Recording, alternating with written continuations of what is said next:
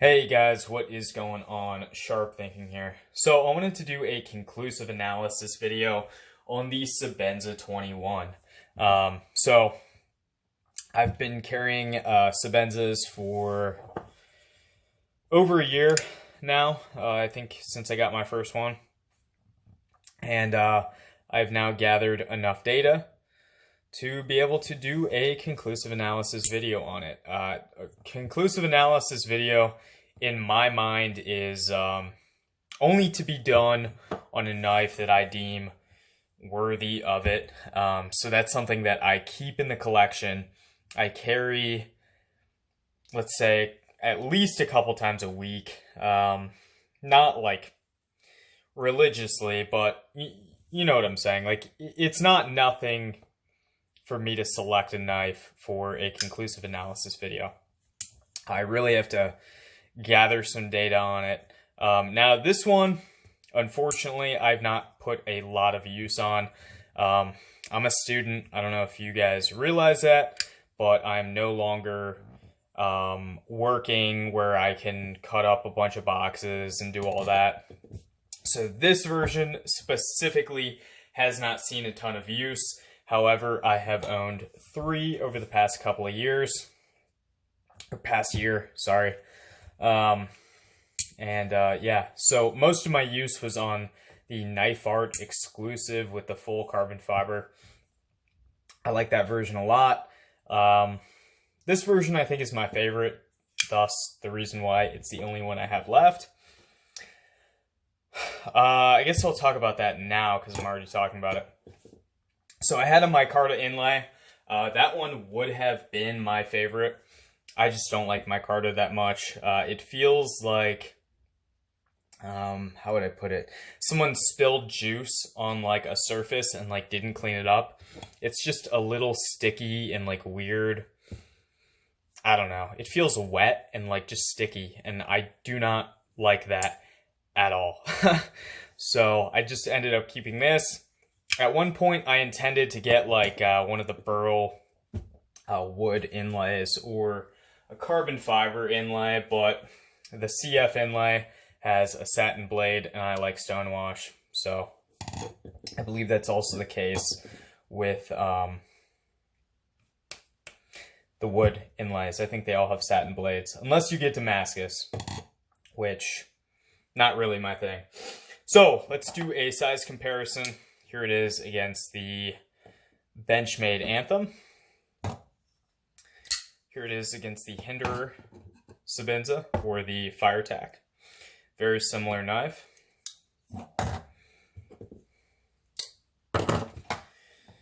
Here it is against a 3.5-inch XM18. Untitled. I love these patterns, by the way. This StarTac, I think they call it, or Wilson Combat pattern. Love that. SOCOM, the Ultratech. I have to do a video on this, talking about the action. And we'll do my EDC for today, which is the Sigil. Great knife. This is definitely going to get a conclusive analysis video. This thing is fantastic. I don't know if you guys can see, but that bevel is super thin. That is actually a 16 degree per side edge. So this thing's fucking thin, which you guys know that's like my #1 complaint if you guys watch some of my stuff. But yeah, I have to say it's not going to be a complaint in this video because this knife is actually pretty thin behind the edge. All right, so we did the size comparisons. Let's talk about the blade. All right, so starting with the blade, you guys know it's S35VN. It is a deep hollow grind. Why is a deep hollow grind beneficial on this knife? This knife, in my eyes, is kind of centered around longevity. This will last you a lifetime, quite literally. If you strop and sharpen your knives in a I guess, tactical manner, so you're not dumb about it. You're not just throwing a new edge on it every time it goes dull, or you're not letting it get dull, you're stropping it. This will last a lifetime. I mean, one of the benefits of a hollow grind, as a lot of you guys know, maybe you don't, is that you can sharpen off a lot of metal before it starts to thicken up, provided that the hollow grind is done right. And in this case, it is. Now, a lot of people want to know what the difference between the Untitled and the Sebenza is. Now, this is one thing I want to give the Untitled over the Sebenza. If you're looking at the Conclusive blade, this does not apply, just the drop point. The Untitled is consistent behind the edge. All the way to right at the tip, it is the same thickness behind the edge. If you sharpen this knife on a KME, and if you go back and look at some of my, what was that, exclusive, knife art exclusive videos on the Sebenza, you can see someone sharpened that knife on a KME, and I just stuck with the bevel because, I don't know, it was done well, it just wasn't visually appealing to me. This portion of the blade right here will thicken up quite a bit, so you kind of have to take that into consideration. Freehanding, it's going to be a lot easier for those of you guys that do that. Unfortunately, the fixed angle systems, a lot of times you'll see that happen to people's knives who use those systems, especially on ZT. You'll see it thicken up here and then thicken up here. Spyderco's pretty good about it. Chris Reeve, I think, is pretty good about it. Microtech is, they could do better. But I don't know. They're working on it, I'm sure. Maybe they're not, but yeah, so that's just one thing to take into account is definitely if that bothers you, an edge bevel being, you know, twice as wide up here as it is down here, then you might want to freehand or just kind of accommodate for that. So the drop point shape, I've talked about it for a long time. It really does not get much better than this. It's simple, it's plain, it's functional, it is just beautiful. The finish on it is fantastic. It will show scratches. My Untitled has a bunch. There's one right here that you might not be able to see. Yeah, that's okay. But on my beater Sebenza before I sold it, it was all scratched up.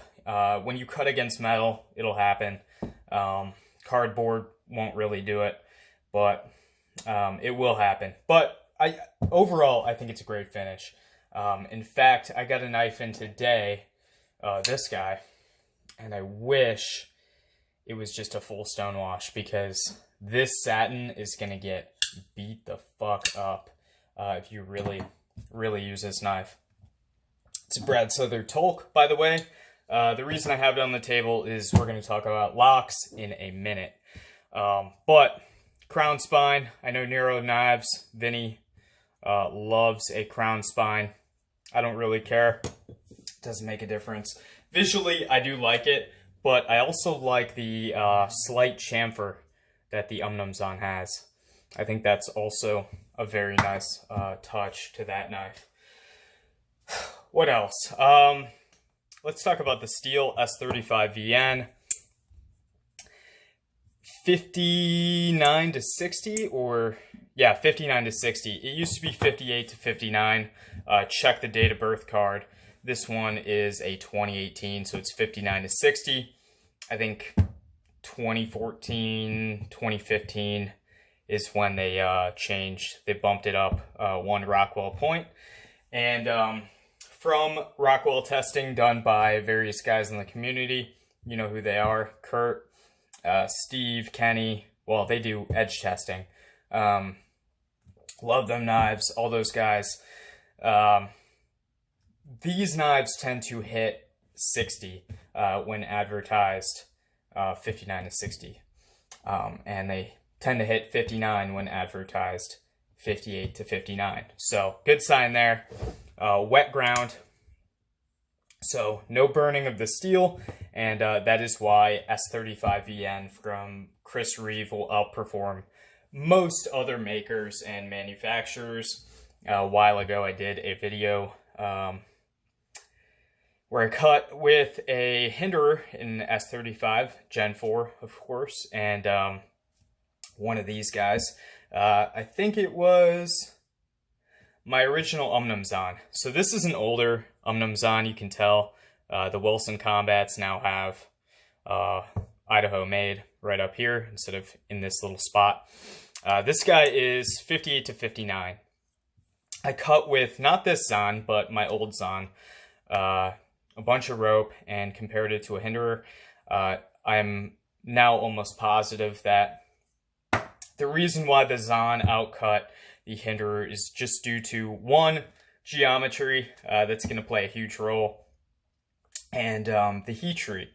I have noticed that with all of the S35VN hinderers I've had, they must be heating or overheating their edges at least a little bit, or maybe the steel when they're grinding the primary. But something is going wrong there. 20 CV, I've noticed a huge change for the better. I've not noticed any of that. But as of recently, I've not been able to use knives as much, which is unfortunate. I'm full-time in school, so I'm not working. But I'm going to try to make an effort to do cut tests and whatnot, just to make up for some of the information I collected prior to my decision to go full-time. So, heat treat on these is very, very good. Thumb stud, I forgot to touch on that. You will only get a dual thumb stud on, I believe, the Wilson Combat version. You can send the knife in for a double stud. I think it's like 25 bucks, 35 bucks. I have no idea, honestly. I'm right-handed, so it doesn't make a huge difference, but even as a righty, I can use the knife left-handed, which is a nice touch. So, moving on to the handle. So, ergonomics and handle design overall on the Sebenza is pretty much fantastic. This knife is phenomenally well done in the handle. If I could throw an Zahn blade on this knife, I would. I think just because of the edge thing going on up here, I just prefer the Zahn. But the handle of the Sebenza, I think, is objectively speaking better. It's simple. There's no odd, like the tab on this guy. So when you look at the Zahn, you think, okay, well, my hand's gonna go here because there's a cutout. Well, not really. Your hand almost has to go choked up here, which gives you a lot of control, and it's not bad. But you have that tab that just kind of impedes on a way to grip this knife that I think would also be comfortable. Now, it's not the end of the world. I still love the knife, but it is definitely noteworthy. It's not an issue on this knife. This knife you can grip just about any way you want. If you want to grip it like this, if you want to just hold it like a knife. Ice pick grip, I don't do all that, but it's fantastic. So, a couple reasons for it. Nero Knives actually talked about this a while ago, but the Sebenza has a flat back design. So what that does is it takes the force that would be felt by the center of your hand, or the least fortified part of your hand, and moves it to areas like around here. So when I look at my hands, at least, I don't know what your guys' hands are like, but all of the muscles in my hand are kind of around here and right here. So, where's my hinderer? When I hold a hinderer, due to the curve, I feel it in the center of my hand. And I'm not like some weak bitch, you know what I mean? It's just if you're really cutting with a knife, it can become a little bit unbearable. Now, it is unfortunate. The reason why these conclusive analysis videos have slowed down recently is because I'm full-time in school. So I don't really have the opportunity to cut as much with my knives, thus why the videos have slowed down. I can't get the data. I don't want to put it out there. We already have enough people doing that, so I don't know. I thought it'd spur you guys. But that was not meant to be a diss towards anybody, but you guys know who I'm talking about. Yeah, so ergonomics on this are fantastic.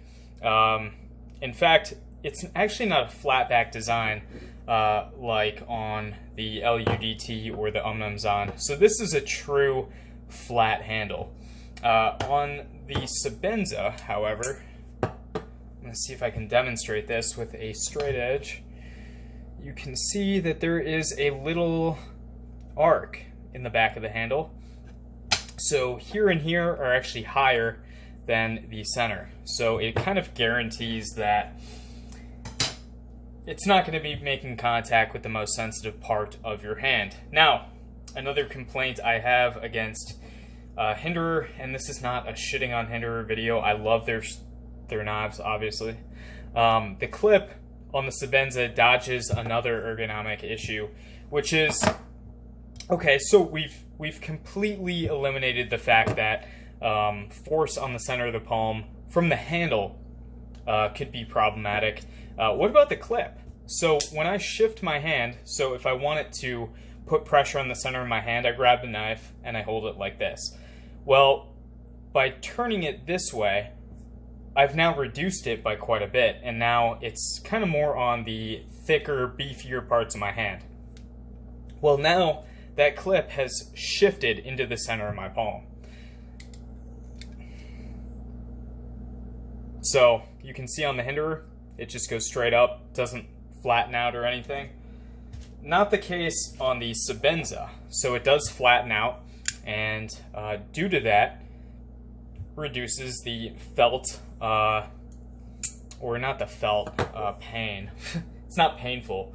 I don't know, it just kind of improves the ergonomic feeling of the knife in hand and in use. Let's see if there's anything else I can talk about with the handle.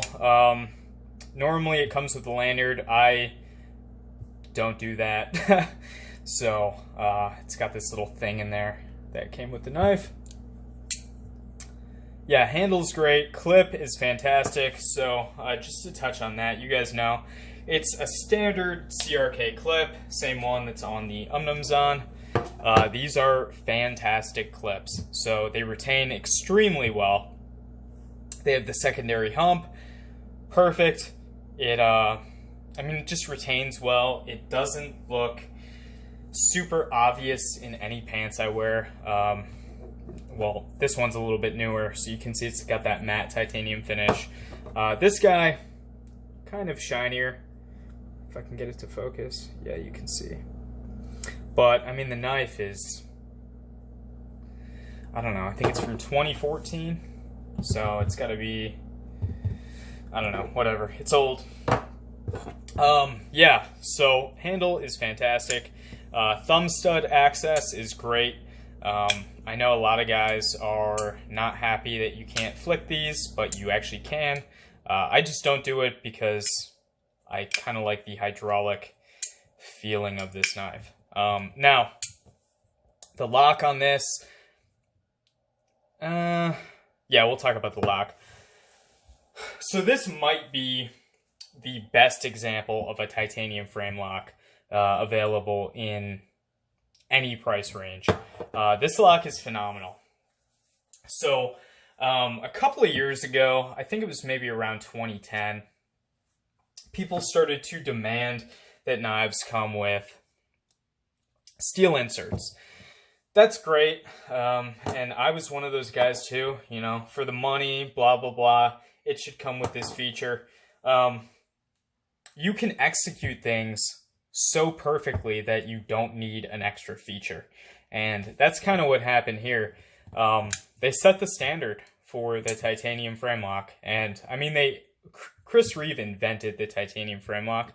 So, of course, he probably does it to a higher standard than anybody else. Well, that's not oftentimes the case. In fact, if you look at examples of inventors who come up with an idea, they're oftentimes the first ones to go out of business, just because innovation takes over and they get left behind. It's sort of what happened to Kodak, the cameras. But anyway, a well-done titanium frame lock without an insert will last you a very long time. I mean, you'll see knives from 25 years ago, sometimes on the CRK Facebook pages, and their locks are like right where mine is. Maybe a little bit later, but the knives come at 40 to 60% lockup. So the geometry is just so well done that it's not required to have early lockup. It doesn't need a steel insert. In fact, a lot of people I talk to are having issues with the ceramic ball detent interface that the Zahn has, the what is that? The Incosi, and the Sebenza 31. So when you use knives with the ceramic detent and you really put force down, it will go more often than not to 100% lockup. Now, it's not going to deform because it's ceramic, but it will eventually wear a groove into the steel, which you can see is kind of happening here. Focus. It's not going to focus. I don't know. Maybe I'll throw a picture in at the end. But if you look right now, and the Sebenza 31 is out. I know I'm late to the game on doing this video, but it is out. And there's a reason why I don't have one. I could have gotten one months ago, and I didn't. And here's why. I have the perfect Sebenza. In my eyes, this is ideal. So I just talked about taking the Zahn blade and putting it in this handle. I don't like the ceramic interface. And from what I'm seeing a lot of guys say, they're having all kinds of issues with the new 31s. And that pains me to say, because I love Chris Reeve, but that lock, or that knife, was not ready to be released. It just wasn't. I mean, there's a 64... I think it's 64 or 65 page Blade Forms thread talking about issues that the 31 is having, and I think there's like 31 complaints in there. It's kind of a big issue. Now, of course, when people have a bad experience, they tend to be more vocal than people that have a good experience, so that could be it too. I'm not going to pretend that that's not a possibility, but I don't know. I mean, if it's not broke, don't fix it. So this knife could have just been upgraded to S45, and we could have just went on our way. I mean, I don't know. It doesn't make a ton of sense to me. I also don't really understand the benefits of having a ceramic ball detent interface. So if I deploy it hard, it locks up a little bit later. But like I was saying,